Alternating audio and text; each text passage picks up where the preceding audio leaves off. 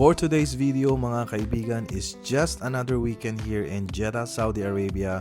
Kaya naman we decided to go out and do some barbecue and fishing. Dahil request na rin ito ng mga bata, isa sa nagustuhan ko dito sa Saudi Arabia, kahit peak ng summer, pwede mo pa rin gawin ng mga ganitong family activity dahil malamig pa rin ang hangin sa gabi.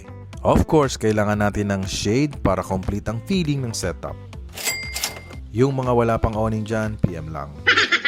At habang si Mrs. ang in charge sa barbecue naming hapunan at nakahanap na ng kalaro ang aking mga anak, ako naman magsisimula ng kumuha ng isda sa Red Sea. Few minutes later, right on time, biniyayaan tayo ng super fresh na isda kasama na sa aming hapunan. Wala nang linis-linis yan para authentic ang lasa ng dagat.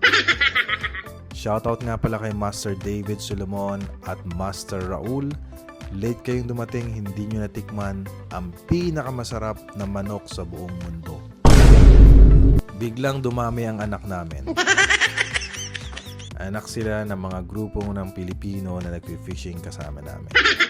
Hanggang sa susunod mga kaibigan, maraming salamat at ingat kayo palagi.